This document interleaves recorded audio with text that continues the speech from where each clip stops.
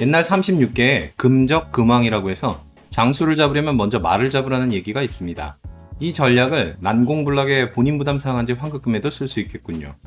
본인부담 상한제 관련 약관을 직접 공략하기보다는 다른 쪽을 공략하라는 거죠.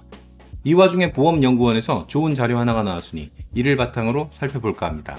살펴보기 전에 먼저 좋아요랑 구독 부탁드려도 되겠죠?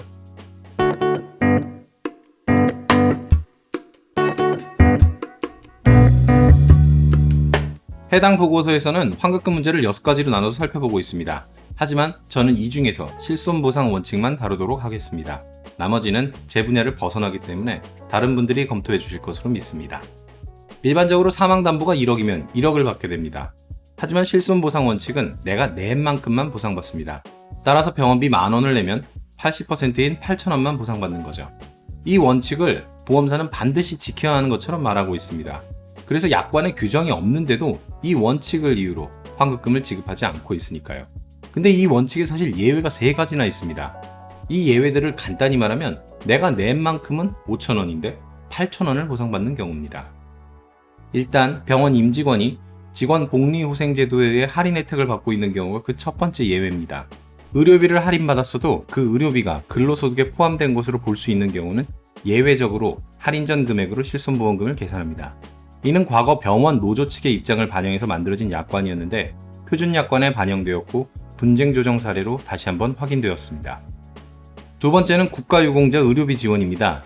해당 내용은 분쟁조정 사례로서 국가유공자와 보훈 대상자의 경우 보험, 병원 등에서 치료비를 할인받고 있는데 이때도 역시 예외적으로 할인 전 금액으로 실손보험금을 계산합니다. 마지막 세 번째는 보고서에서 다루고 있지 않지만 새로운 표준약관의 내용입니다. 국가유공자에 더해 독립유공자도 예외를 인정하기로 했습니다.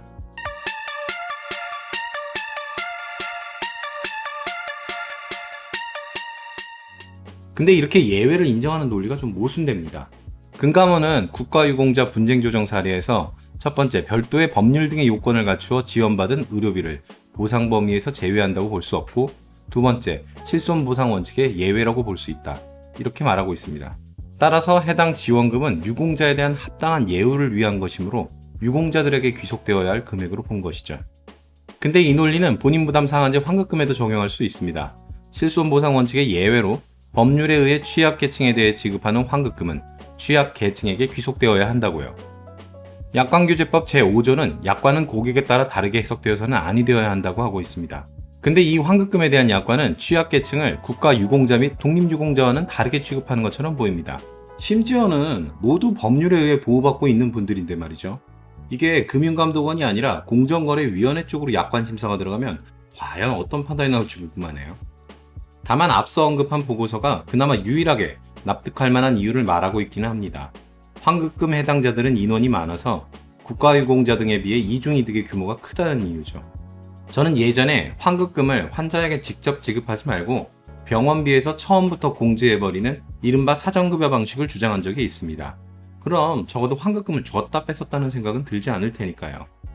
하지만 2019년 12월 보건복지부에서는 요양병원에서 실시하던 사전급여 방식을 폐지하고 사후급여 방식으로 전환하기로 했습니다.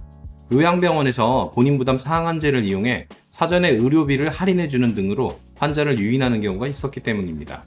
보건복지부마저 이러니 이중이득 위험이 크다는 말은 충분히 이해할 만하죠.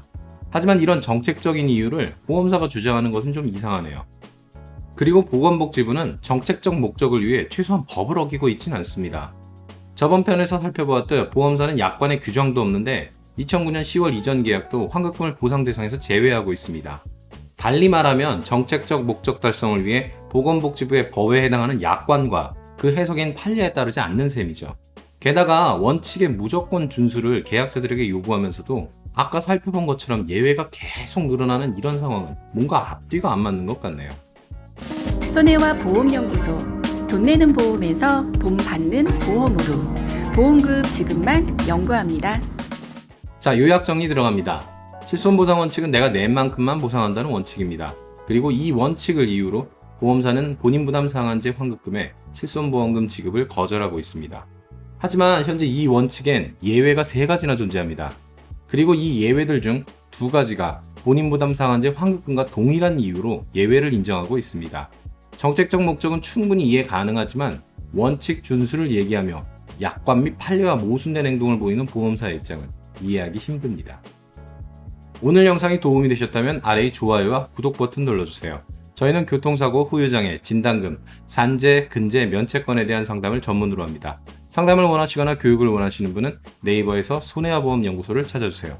다음 주도 저희와 함께 해주십시오. 들어주셔서 감사합니다.